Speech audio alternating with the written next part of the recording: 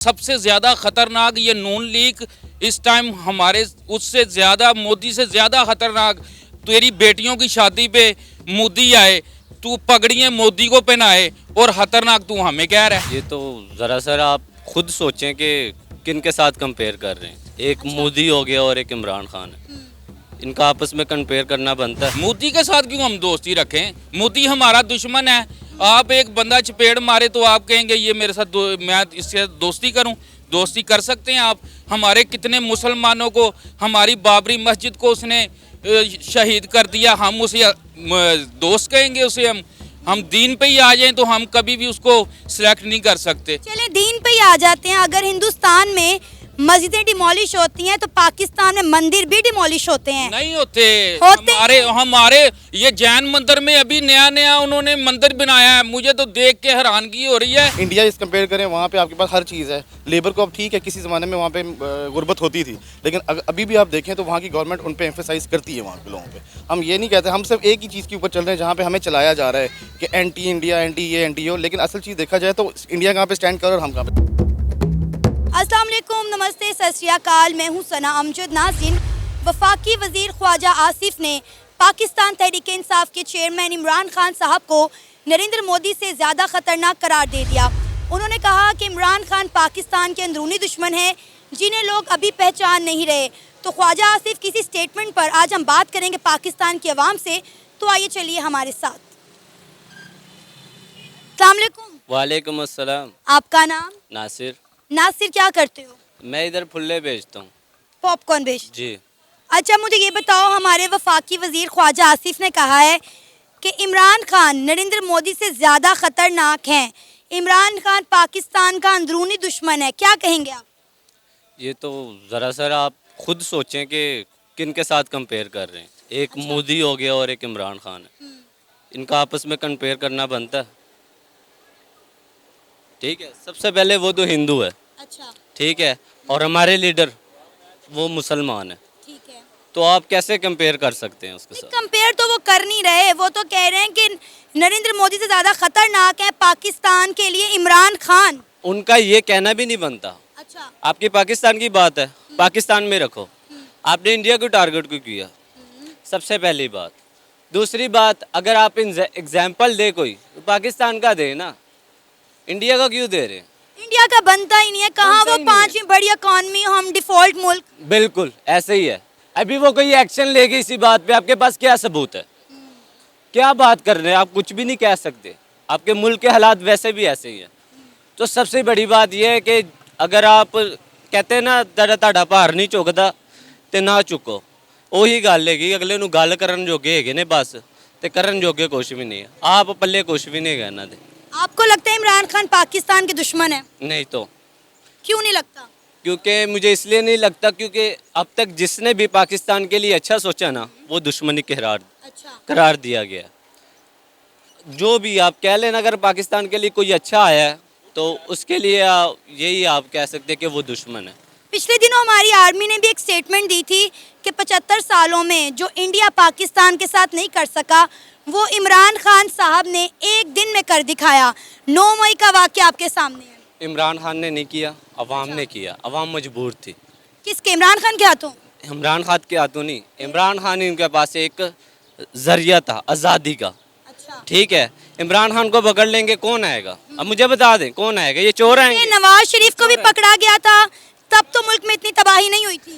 वो उनके पीछे कौन आएगा मुझे ये बता दे। वो गए हैं तो कहते मेरा पेट दर्द हो रहा है, मुझे ये हो रहा है और मुझे लंदन जाना है।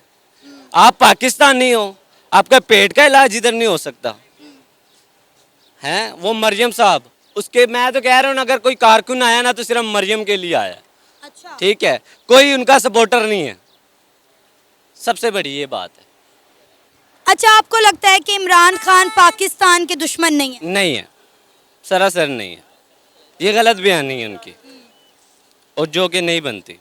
आप किसी को दुश्मन नहीं कह सकते जब तक आपके पास प्रूफ ना हो। सर, आपका नाम? तारिक खान। पाकिस्तान के वफाकी वज़ीर ख्वाजा आसिफ ने कहा है कि इमरान खान जो हैं वो नरेंद्र मोदी से ज़्यादा ख़तरनाक हैं पाकिस्तान के लिए, क्या कहेंगे आप? मैं तो यही कहूँगा कि असम्बली के अंदर खड़े होके जब आसिफ ने कहा था कि लो जी फौज हमारा जो है वो बोटियाँ खा गई है तो हड्डियाँ वापस रहने दी हैं, तो फिर आपका क्या ख्याल है इसमें कौन पाकिस्तानी है और कौन इंडिया का है? इसमें तो इंडिया और पाकिस्तान की बात ही नहीं हुई कोई, जो आपने स्टेटमेंट दी है। मैंने इंडिया पाकिस्तान की, आपने कहा नरेंद्र मोदी का बात की है ना आपने, तो वो कहाँ से आ गया है मोदी? वो किधर से आ गया? वो कैसे उसको एक तराजू पे तोड़ रहे हैं? वो इस तरह तोल रहे हैं एक तराजू में, क्योंकि हम कहते हैं इंडिया हमारा दुश्मन मुल्क है ना, तो उन्होंने इस तरह कहा कि नरेंद्र मोदी से ज्यादा खतरनाक जो है वो इमरान खान है पाकिस्तान के लिए। तो मैं कहता हूँ कि सबसे ज्यादा खतरनाक नवाज शरीफ और ख्वाजा आसिफ है। अच्छा। मेरी जुबान कोई रोक सकता है? अगर आप कोई बात मुझे बोलेंगे तो आपकी जुबान मैं रोक सकता हूँ? नहीं रोक सकता। इसलिए सबसे ज्यादा खतरनाक ये नून लीग इस टाइम हमारे, उससे ज्यादा मोदी से ज्यादा खतरनाक। तेरी बेटियों की शादी पे मोदी आए, तू पगड़ियाँ मोदी को पहनाए और खतरनाक तू हमें कह रहा है, ये कैसे हो सकता है? मुझे ये बताएं कि मोदी के साथ दोस्ती रखना इसमें गलत क्या है? मोदी के साथ क्यों हम दोस्ती रखें? मोदी हमारा दुश्मन है। आप एक बंदा चपेड़ मारे तो आप कहेंगे ये मेरे साथ मैं इससे दोस्ती करूं? दोस्ती कर सकते हैं आप? हमारे कितने मुसलमानों को, हमारी बाबरी मस्जिद को उसने शहीद कर दिया, हम उसे दोस्त कहेंगे? उसे हम दीन पे ही आ जाएं तो हम कभी भी उसको सिलेक्ट नहीं कर सकते। चले दीन पे ही आ जाते हैं। अगर हिंदुस्तान में मस्जिदें डिमोलिश होती हैं तो पाकिस्तान में मंदिर भी डिमोलिश होते हैं? नहीं होते। हमारे ये जैन मंदिर में अभी नया नया उन्होंने मंदिर बनाया है। मुझे तो देख के हैरानगी हो रही है कि इन्होंने कैसे मुसलमानों ने हमारी बाबरी मस्जिद को इन्होंने शहीद किया और इन्होंने एक अच्छा खासा जो है जैन मंदिर के अंदर इन्होंने एक मीनार तैयार करके रख दिया उनका। आपने देखा है? मैंने देखा है, मैंने बिल्कुल देखा है। इस्लामाबाद में जो मंदिर डिमोलिश किए जाते हैं, सिंध साइड पे जो हिंदू माइनॉरिटीज़ के साथ किया जाता है, क्या आपने कभी देखा नहीं या आपको कभी दिखाया नहीं गया? किस चीज़ का कि वो ख़त्म कर रहे हैं? लेकिन मैं ये कह रहा हूँ कि जैसे हमारी बाबरी मस्जिद थी, इतनी बड़ी बाबरी मस्जिद थी, आपको दुख नहीं हुआ इस चीज़ का? डेफिनेटली मैं दुख होगा, मैं खुद मुसलमान हूँ, मुझे भी दुख होगा। देखिए मैं ये बात नहीं कर रही, देखिए मेरी बात तो सुने ना। मेरी बात सुने। जितने मुसलमान हमारे उधर है ना, इससे कम मुसलमान पाकिस्तान के अंदर हैं। ज़्यादा इंडिया के अंदर पाकिस्तान है, लेकिन पाकिस्तान के अंदर कम मुसलमान हैं और इंडिया में हमारे से ज़्यादा मुसलमान हैं। ऐसा ही है ना। उसके बाद आप ये देख लें कि जितने हिंदू हमारे पास है ना, इधर हैदराबाद हो गया, उसके बाद कराची हो गया, सिंध के इलाकों में इतने हिंदू बसते हैं, लेकिन आज तक हमारे किसी मुसलमान ने उसको टच तक नहीं किया। ये आप समझते हैं? तो ना ही हमारी हुकूमत की ये कोई प्लानिंग होती है कि लो जी तुम हिंदू को मार दो, तो ये कर दो, तो वो कर दो। ठीक है, हमने कभी गौर ही नहीं किया इस चीज़ पे कि हम आपस में तहफ़्फ़ुज़बाजी जो है वो क्रिएट करें। इस वक्त मजहब पे बात नहीं हो रही। आपके इस जो बात है इसका बहुत अच्छा जवाब भी है मेरे पास और प्रूफ के साथ है, लेकिन इस वक्त हम ख्वाजा आसिफ की स्टेटमेंट पर बात करें। मेरा ख्याल है हमें मुद्दे पर रहना चाहिए। मुझे ये बताएं कि ख्वाजा आसिफ ने कहा है कि इमरान खान जो है वो हमारे मुल्क का अंदरूनी दुश्मन है और आम आवाम ये समझ नहीं पा रही। वो अंदरूनी जो है ना वो दुश्मन नहीं है। अच्छा। क्या समझते हैं? इनकी सोच का फ़र्क है। आज भी इलेक्शन करवा लेना, आज भी इलेक्शन, यार ये इलेक्शन में क्यों नहीं आते? अच्छा। वो दुश्मन है, वो नहीं दुश्मन, वो ये है, वो है, यूं है, ये इलेक्शन पे क्यों नहीं आते? इलेक्शन करवाएं। तू इतने जगह है तो इलेक्शन तो करवा तू, फिर तुझे पता चले वो अंदरूनी दुश्मन है या बहरूनी दुश्मन है वो। सर इलेक्शन करवाने का क्या फ़ायदा होगा? इलेक्शन के बाद भी जो प्राइम मिनिस्टर आता है वो अपने 5 साल तो पूरे कर नहीं पाता। आप मुझे बताएं कोई पिछले एक प्राइम मिनिस्टर का नाम ले लें जिसने अपना टेन्योर पूरा किया हो। कोई भी नहीं है, कोई भी नहीं है। मसला ये है कि ये पूरा करने ही नहीं देते। यही बात तो मैं कह रही हूँ, इलेक्शन करवाने का फ़ायदा कि जब हमारे प्राइम मिनिस्टर ने कोई भी आए, नवाज शरीफ आए, शहबाज शरीफ आए, इमरान खान आए, कोई भी जब अपना टेन्योर पूरा ही नहीं कर सकता तो उसके प्राइम मिनिस्टर बनने का या इलेक्शन करवाने का फ़ायदा क्या है? ये जब तक इनके अंदर फौज के लिए इज्जत नहीं ना होगी, ये ऐसा ही होगा पाकिस्तान में। ये आपने बहुत अच्छी बात की है, लेकिन मुझे ये बताएं कि हमने अपनी पाक फौज के साथ 9 मई वाले दिन किया क्या है? मुझे इसका जवाब दे दें आप। ये हमने नहीं किया, ये तुमने नहीं किया, ये उसने नहीं किया, ये इसने नहीं किया, ये किसी ने भी नहीं किया, ये मुल्क दुश्मनों ने किया है। अच्छा। ये आप इमरान खान पे मुद्दा ना डालें, आपकी मेहरबानी है। इमरान खान ने नहीं किया, वो उस टाइम जेल के अंदर था, उसका मोबाइल फ़ोन छीन लिया गया था, हर चीज़ उसके पास नहीं थी। ठीक है, वो इमरान खान पे ना डालें, वो आप पे या मेरे पे ना डालें, जो असल किरदार वाले हैं उनको पकड़ें, वो पकड़ के दिखाएं मुझे कि हाँ ये कौन है? पकड़े हैं, वो हमारे पाकिस्तान दुश्मन है ना, वो उनको पकड़ें। अच्छा, वो उनको क्यों नहीं पकड़ रहे? उनको पकड़ें, इमरान खान पे मुद्दा ना डालें। तो इमरान खान पे जितना उसको क्रैश करने की कोशिश करेंगे वो उतना ही ऊपर के ऊपर आएगा। ये आज ख्वाजा आसिफ के लिए खास तौर पे ये पैगाम मैं दे रहा हूँ, ख्वाजा आसिफ सियालकोटिये को मैं ये पैगाम दे रहा हूँ कि जब तक जितना ये क्रैश करेंगे इमरान खान को, उतना वो उभर के सामने आएगा। इसकी सोच भी ख़त्म हो जाएगी कि इतने उसके वोट हैं। आज इलेक्शन करवाओ, आज रिज़ल्ट देखो, आज हर चीज़ आपके सामने आ जाएगी। उसको क्रैश ना करो, उसको साथ लेके चलो। वो मोहब्बत वाला बंदा है, उससे मोहब्बत करोगे आपको मोहब्बत मिलेगी। सर हमारी पाक आर्मी ने भी कुछ दिन पहले एक स्टेटमेंट दी कि जो 75 सालों में इंडिया हमारे साथ नहीं कर सका, इमरान खान की एक जमात ने एक दिन में पाकिस्तान के साथ कर दिखाया। आपको ये 10 दफ़ा जवाब अभी दे दिया है कि इमरान खान ने नहीं किया, उसकी जमात ने नहीं किया, वो नहीं कर सकते, वो नहीं कर सकते। अपने पास से आप ये जो फ़ोन लीक्स बना के जैसे करके जो मर्ज़ी करके वो कर लो आप, लेकिन इमरान खान का बंदा ऐसा कर ही नहीं सकता। वो नहीं कर सकता, वो नहीं कर सकता। इसको क्रैश करने की कोशिश की, वो ज़्यादा उभरेगा, वो ज़्यादा उभर के आपके सामने आएगा। और मोदी की बात रह गई, मोदी के साथ उसको ना मिलाएं, मोदी से मिलाएं तो नवाज शरीफ को मिलाएं, जो पगड़ियां आपस में बांटी थी और ली थी और दी थी और ये किया था वो किया था। उधर उस मुद्दे पे आए, जब तेरी धी की शादी हुई थी तो तूने उधर उसको बुलाया था और अपने गोलगप्पे बच्चों के साथ उसको जफियाँ डलवा के बुलाया था। ठीक है, आपने देखा था ये बात? जी मैंने देखा था। अच्छा आपको नहीं लगता आप तो कि जब अगर बच्ची होंगी, जब मेरी नहीं बात देखा डेफिनेटली खबरें तो सोशल मीडिया पे रहती हैं ना, अभी तक आप मुझे बताएं यूट्यूब पे अभी आप निकालें आपको सब नजर आ जाएगा। मैंने भी डेफिनेटली, मैं जर्नलिस्ट हूँ, मैं सहाफ़ी हूँ, ये चीज़ें मैंने देखी हुई हैं। मुझे बताएं कि आपको नहीं लगता कि अगर इंडिया के साथ पाकिस्तान के ताल्लुकात बेहतर हो जाएं तो हमारे मुल्क के हालात बेहतर हो सकते हैं? क्योंकि इस वक्त दुनिया के तमाम ममालिक जो हैं वो इंडिया के साथ अंगेज हैं, तजारत कर रहे हैं। अगर कोई वो मुल्क नहीं कर रहा तो वो सिर्फ पाकिस्तान है, वो सिर्फ हम है। नहीं, वो भट्टो जरदारी का जो लड़का है, क्या नाम है उसका, बिलावल भुट्टो। बिलावल भुट्टो जो है, वो उसने 20G चला था वो, उसमें जब सारे ममालिक को उसने बोल दिया था कि भैया आपने नहीं जाना, तो इंशाल्लाह अल्लाह के हुक्म से सारे हमारे साथ थे, कोई भी हमारे से पीछे नहीं हटा।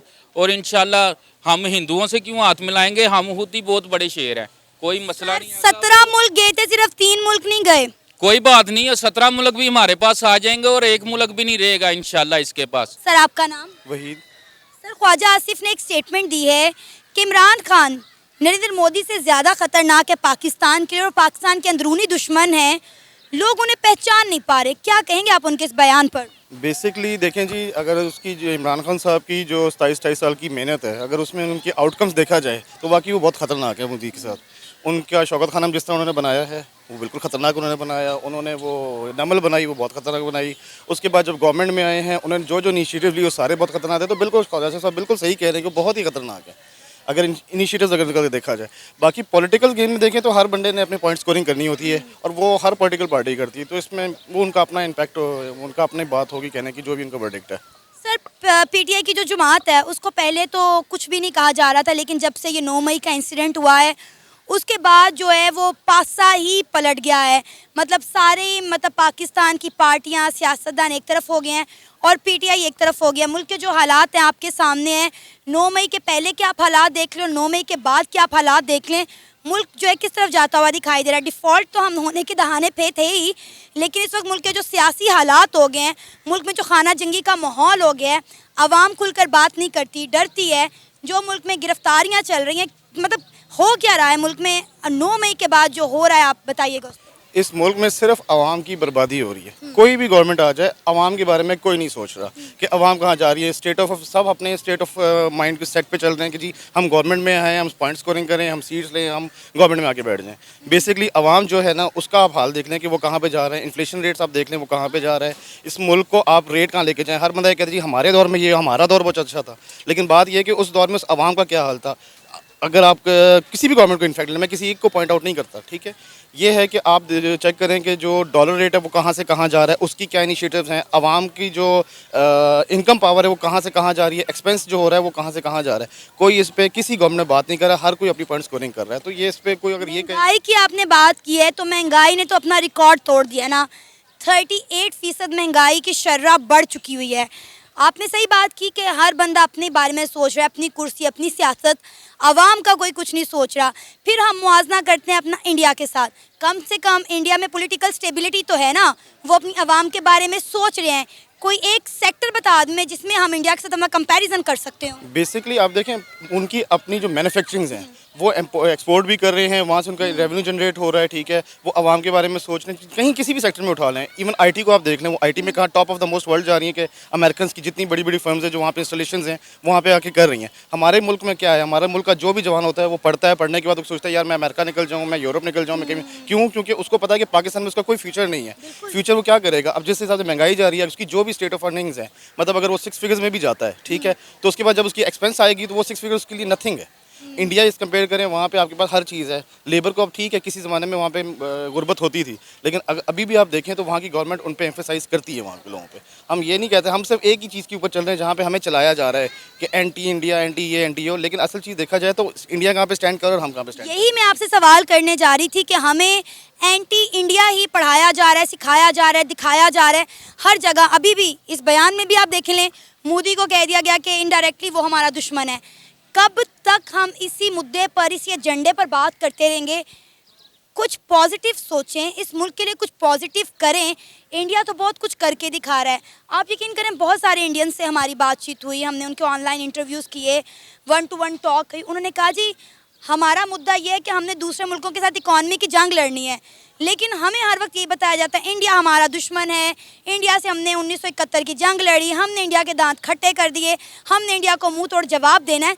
मतलब हम कब इन चीज़ों से बाहर निकलेंगे और अपने मुल्क के बारे में सोचेंगे? देखें, इंडिया ठीक है, मानते हैं वो हमारा दुश्मन है, क्योंकि जो कायदे आज़म ने किया था किसी वजह से उन्होंने किया, 2 नेशन थ्योरी थी, वो किसी वजह से थी, दैट इज़ ओके। लेकिन उन्होंने अपने इंस्टॉलेशंस पे आना है, उन्होंने अपनी एक स्ट्रेटजी बनानी है पाकिस्तान को डिफ्यूज़ करने के लिए। हमारी स्ट्रेटजीज़ क्या हैं? हमारी स्ट्रेटजी हमारी क्या? वॉर है?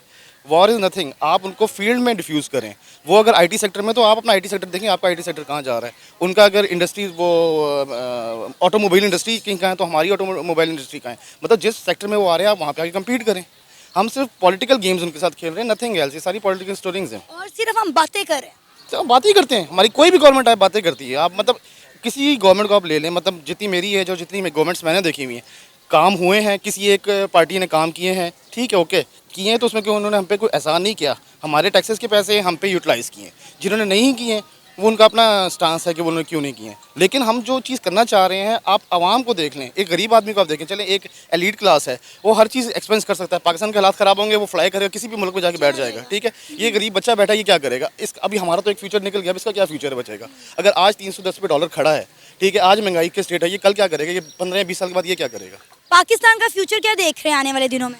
देखिए, पाकिस्तान का फ्यूचर यहाँ के लोग ही बदल सकते हैं। अगर हमारा माइंडसेट बेहतर होगा ना, तो पाकिस्तान का फ्यूचर भी बहुत अच्छा होगा। लेकिन अगर हमारा माइंडसेट ही नहीं होगा सही, तो हम फ्यूचर को क्या करेंगे? गवर्नमेंट ने तो अपनी स्ट्रेटजीज लेनी है। बेसिकली आवाम ने आगे आना है। आवाम जो कर सकती है वो करना चाहेगी, लेकिन अगर उसको करने दिया जाए तो। ये था हमारा आज का प्रोग्राम। आपने जानी पाकिस्तानी अवाम की राय। उम्मीद है आपको आज का हमारा ये प्रोग्राम पसंद आया होगा। आप भी अपनी राय का इजहार कर सकते हैं नीचे दिए गए कमेंट सेक्शन में। इसी के साथ हमें इजाज़त दें, पर जाने से पहले हमारे चैनल को सब्सक्राइब करें, वीडियो को लाइक करें और शेयर करें। अल्लाह हाफिज़।